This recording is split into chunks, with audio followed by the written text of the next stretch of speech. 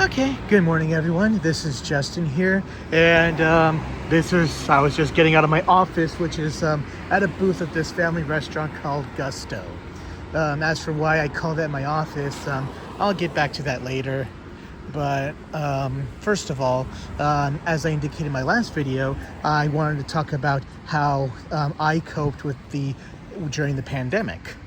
And of course, we can all just get down to the obvious, just say, yeah, the pandemic sucked, and glad it's pretty much give or take over. I mean, yeah, COVID's still a thing, but from the sounds of things, it's not as bad as it was when it started back in 2020.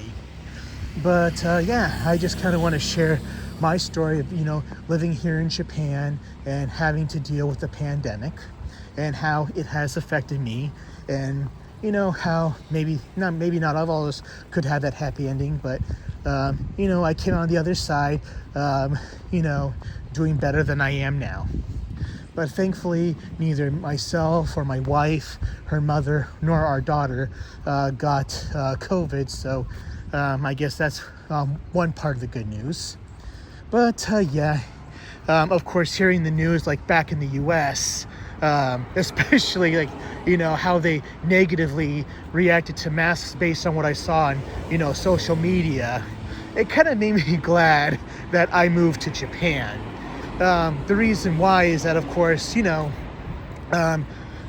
reason why I think most people were against masking in the U.S., this is just my opinion, and not just U.S. but other countries, is that compared to, let's say, Japan, the U.S. never really had masking prior to COVID, while in Japan, masking has, it pretty much pre-existed COVID because of the working culture here.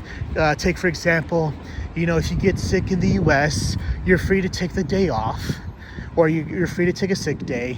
I mean, technically you have sick days in Japan too, but culturally, nobody uses them because, it would make you look bad. It's like the shame culture here. So if in the case that they're sick, you just show up to work wearing a mask, and just to make sure you don't infect anyone else. And that's kind of like more of a byproduct of the so-called quote-unquote toxic work culture. Yeah, I know that I don't like using words like toxic, which have now entered the modern lexicon, but I guess I just got to appeal to modern English-speaking viewers in some way by using such terms. So I'm on my way to a hard off right now, just to see if they got any new retro games I can buy. But yeah, that's what I'm doing. Anyway, so going back to the story, but it was pretty tragic hearing, that some of my friends' fathers and their grandparents and their mothers got sick with COVID, and a couple of them died. This was during 2020. Like, one good friend of mine who lives in Ohio, he lost his father to COVID, and another friend of mine back in high school, he lost his father to COVID as well. And I was really concerned with it.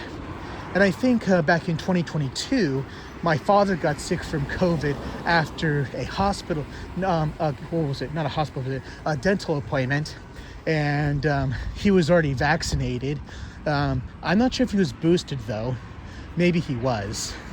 I'd have to talk to him again about it, or maybe he doesn't want to, but he was in the hospital for a week because of COVID, and thankfully he survived it.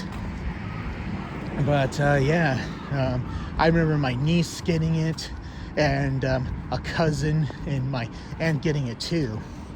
So it was pretty concerning, and because of that, I didn't go to the U.S. during those years. But as for me, so from 2015 to the end of 2020, I was teaching at an Eikaiwa service school that catered to senior citizens. And of course, as the pandemic first started, senior citizens were pretty much most affected, or most likely to get infected by the virus. And considering our clientele are mostly seniors, we were steadily losing students. and consequently, we were losing money. And by the end of December, we lost about 2/3 of our students, and the school, I don't want to say the school's on the brink of going out of business, but if I were to continue with that school, I would have to lose 2/3 of my salary.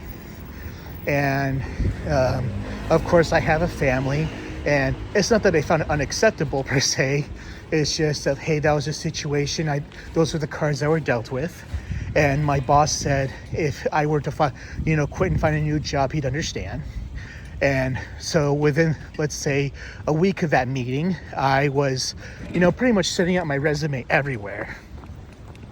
And, I said that mostly to Eikaiwas, private schools, and regretfully, ALT services like Heart and Interac, which I was reluctant to do. And eventually, but I was also doing some translation work on the side at that time, but that was mostly seasonal, but I'll get back to that later. But yeah, I had to find a new job. And since I already had experience teaching at private schools, I mostly concentrated sending my applications, resumes to private schools throughout Tokyo and Kanagawa. And then I got response to do an interview with a private school in downtown Tokyo. This was a girls' school. And since I already had experience teaching at a girls' school in Tochigi from 2013 to 2015, I guess that kind of gave me some kind of advantage. And yeah. And apparently the school was, not too far from the Parliament building. I won't say where the school is, of course, but I'll give you a hint. It connects the station. You can access the Toei Shinjuku line, the Hanzomon line, and the Tozai line. So yeah, that's pretty much a hint I'll tell you. But yeah. And the school was has been in business for 150 years. So I thought this would be a good opportunity. And I got the interview and I aced it.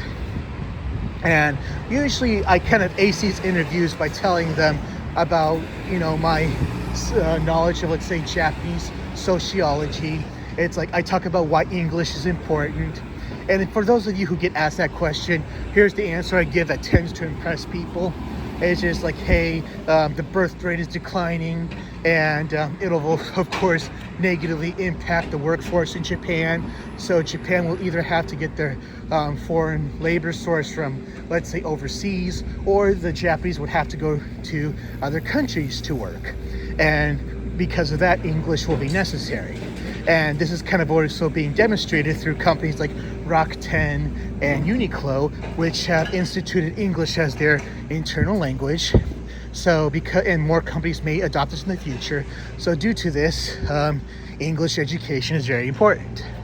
And of course, this is a girls' school, so I think they might be more, I hate to use the word discriminatory towards males, but if you're married and you have a family, they look at least the one I was working at in Tokyo looked more favorably on that. But when I was working in Tochigi, what was it? I was single at the time and they just didn't care if I had a family or not. But I remember when I was first hired at school, usually the male teachers, and not just me being, a native, not being Japanese, but even the Japanese male teachers had to take a special orientation, on how to avoid, certain situations with female students at the school. And just to make sure, you keep the doors open, you maintain a safe distance and all that other stuff. But the school in Tokyo did not really have that kind of thing. But yeah, I thought it'd be a good opportunity. And the plan was I would start this job from April 2021. And I remember I did that, the interview on a Saturday. And I remember on the way to the interview, so during this time, I was also taking an online course on Zoom on on media translation from Japanese to English specifically. And on the way there, it turns out that one of my classmates from that very class was also teaching at school. And wow, it was a surprise. And it was nice to meet him in person, and because I already had familiarity with one of the staff members to some degree, I think that kind of also gave me advantage. And okay, so it was a Saturday, and then the following day, oh, there's a McDonald's right there. Yeah, I think this McDonald's just opened last December. Have yet to use this one. I tend to go to the McDonald's near my house. But yeah, so thanks to all of that, it's okay. So it was a Saturday, and then the following day, when I was at the park with my daughter and my wife, I get a phone call from the school. And this is like before winter vacation. And they say instead of if I could start working from April, if I could work in January. It turns out that one of the teachers there was quitting, and actually they had a replacement for the guy, and the replacement quit, and they want me to replace the replacement. And considering how high the salary was, and I wouldn't have to wait for April, and I wouldn't, and if I were to still work with my previous school from January to March with just 1/3 of my pay, I don't think I could have lasted. But, you know, I was like, hey, you know what? I'm in. And then I started the following January. And of course, due to COVID, at least a majority of my first year at the school, we were able to do classes from home. And keep in mind, this school was like, give or take like a 75-minute train ride from my house. So I didn't really have to get up too early, and I didn't have to go through the trains. So I just largely was teaching lessons from home on Zoom.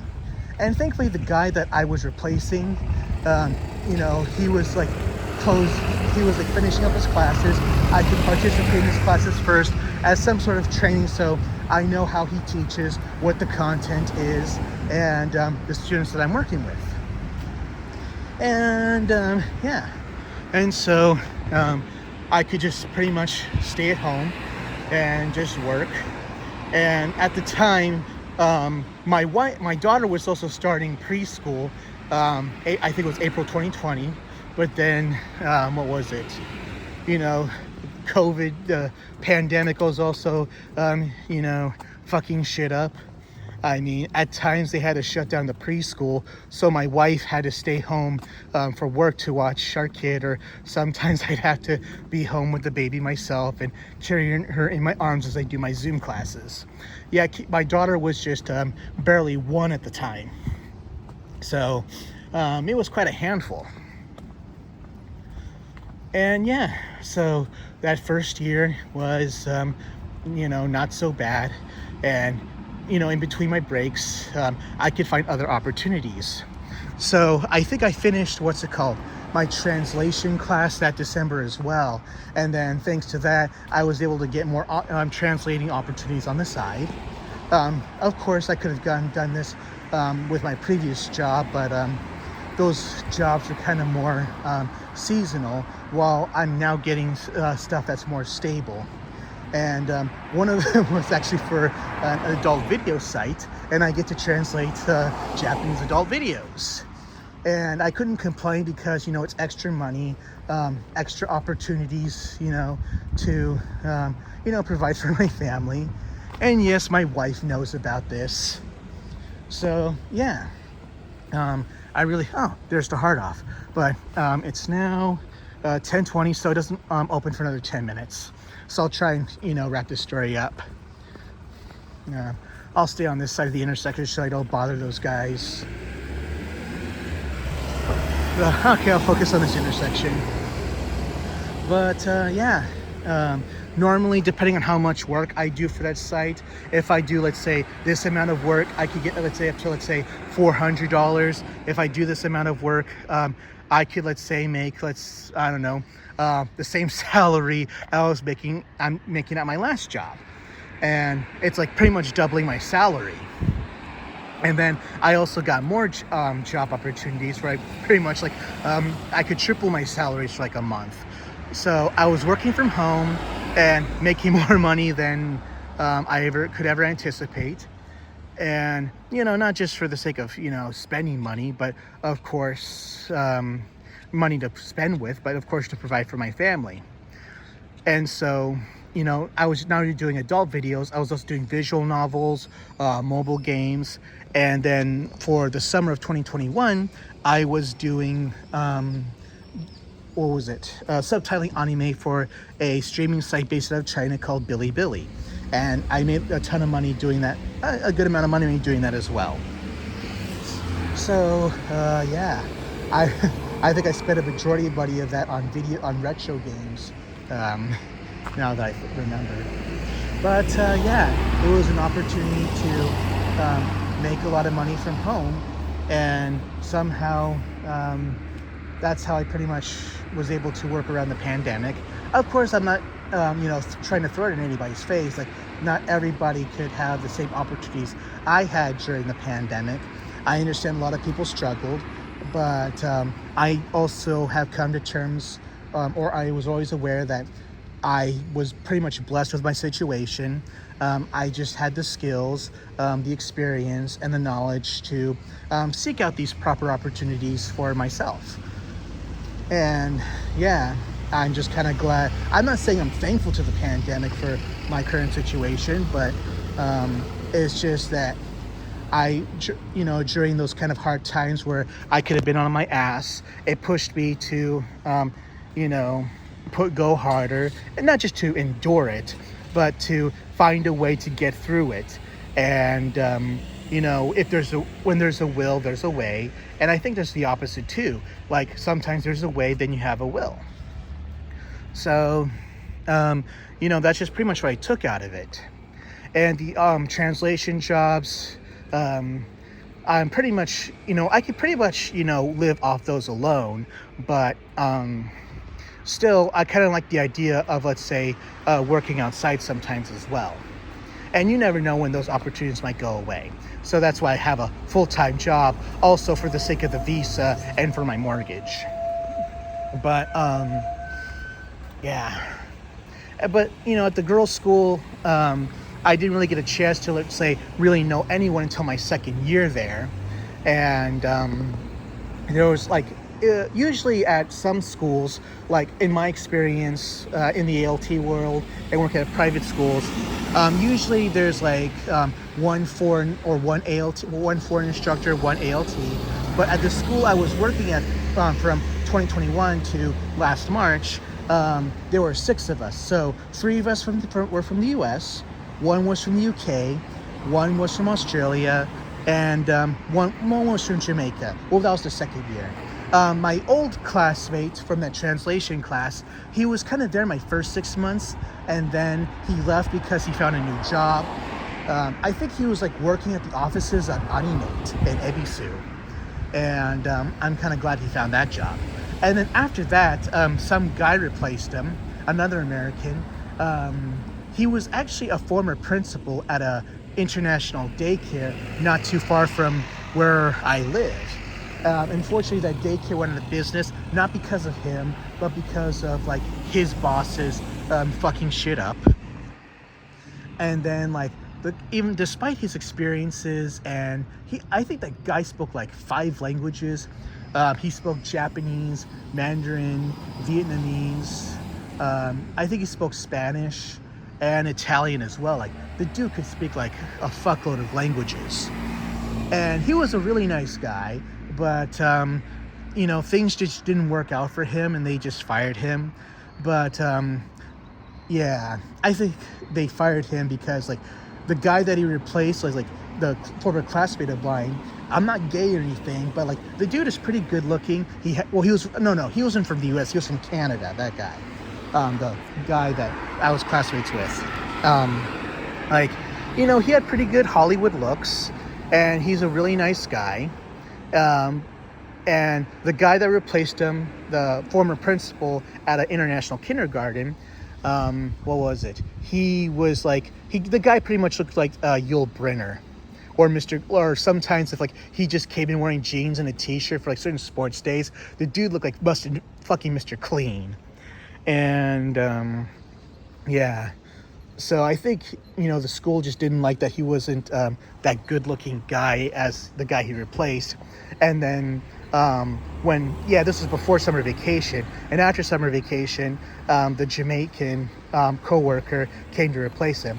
And she was a pretty good and accomplished teacher. Like, she was like a former university teacher, I think in Saitama somewhere, maybe Rikyo University. And she left that job due to, I think she was married to a coworker there, and she was going through a divorce. But it took us a while to get to know each other. We kind of like didn't, we got, me and this other coworker. Yeah, let me talk about him first. Like, I won't say his real name, but he was a fellow American. And he was like, we just, how do I say this? Like the moment we just like spoke to each other, it's like we pretty much easily got off, we got along rather easily. It's like, by the time we got to meet each other, had lunch, and by the time the day was over, it's like we knew each other our whole lives. Like, we had very similar interests. We had some similar upbringings, and similar interests, upbringings, similar experiences, and it was just really easy to get along with this guy. And it's just like we had this connection, you could say, was also spiritual. It's like, we could have been distant cousins or something or whatever. He was just like one of those friends at work you've been looking for your whole life at other workplaces. And I was kind of glad to have him. Like, he was already working at that school for 1 year at that point, and around that same time, I think his son was also born. But I was just glad to have him around my second year. Yeah, because my second year working at school, shit just started to fall apart, and like, I have no idea why. I mean, my first year there was pretty good. It was quite an adjustment, of course. I was coming off teaching senior citizens, and at the time, I was only teaching high school like twice a month on a Saturday. As I think you've heard that some schools in Japan do schools on Saturdays. Public school did away with that in 2002, but some private schools do, let's say, the Monday through Saturday classes. Usually Saturdays are, let's say, up to 1:30 or so. And what was it? Like, some schools do Saturday classes every Saturday, while some schools just do 2 Saturdays a month. Of course, this largely applies to private school. Public school just doesn't do it anymore unless, like, they have like a special event going on, like, they want to do like a special demonstration lesson for the parents, or they have like a sports day or whatever. So, and if in the event they do that, the following Monday tends to be a day off. So that's just generically the practice there. What time is it now? Okay, still got 1 more minute. And then, but yeah, even though I was working at a school that does Monday through Saturday, I was working from Tuesday to Saturday. And from Saturday, so from Tuesday to Friday, I was working from, let's say, 8:30 to 4:30. And Saturday was 8:30 to 1:30. So compared to the teachers that are working Monday through Friday or whatever, collectively, I was working 3 hours less a week, and I was still getting the same pay. And I can't really complain about that, which is why I kind of like that schedule. And I really liked having the Monday off because, you could go to the bank, you could go to the ward office. There are certain services that aren't available to you, let's say, on a weekday during work. So, I think that Tuesday through Saturday schedule and having that Monday off really helped me out a lot during my second year at that school. But yeah, just for some reason, shit fell apart. Like, I was getting complaints about, I'm not easy to get along with, or that I'm difficult to work with. And like, no one could give me an example of anything like that. Of course, it's kind of really difficult to, let's say, interact with other staff when you're just so fucking busy and you got other stuff to do. And, of course, let's just say, especially depending on your schedule, like, take for example, I had Monday off and like I couldn't talk to somebody that I needed to talk to somebody, and sometimes like when I worked on Saturday, who I needed to talk to had Saturday off. So it was just shit that was kind of like difficult to deal with sometimes. And like most of the native speakers that I got along with, like they stood up for me, and like a couple of Japanese teachers like no, I don't think you're difficult to work with. And I think it was just really my boss who just was really starting to hate me for some reason. Apparently, like I heard through the grapevine, like they don't really like my really relaxing, carefree personality, and that I speak Japanese to the students, and that like I got complaints for like talking to a parent in Japanese. I think this was just a case of like a boss just wanting to give you shit in whatever way they can, and it just got bad to the point like as the year progressed, like if I did something like another teacher did, like that teacher get praised for it. On the other hand, I would get shit for it. So it just all became partially about office politics, favoritism, and all that other stuff. So I just didn't want to work in the environment anymore. And I was considering walking out a few times, and so did my other American friend. Like progressively, he was also getting shit, but for different reasons. He just wasn't really getting along with the students, and then eventually that poured over to his relationship with our supervisor. And there were moments that like I wanted to walk out, and so did he. Oh yay, vending machines, the things that people love about Japan. But it's just that you have no idea how many there's a nice ramen shop that doesn't open till 11. But yeah, it's just like going back to all the shit that's happening. How do I put this? Oh man, I lost my fucking train of thought. Oh yeah. Shit was just going bad to the point throughout the year. Like by the end of the first term, it's like, okay, I want out. And you have no idea. And I was thinking of quitting and finding another job. And I talked to my wife about it, and she just told me, just for the sake of the family, considering I was getting paid good money, just wait out until the contract's over, and then find another job. And that's pretty much what I did. Even though I was tempted to quit, I don't know how many times. And then eventually I got more translation jobs that like really took a lot of time, and like they wanted this shit done in like a fucking month.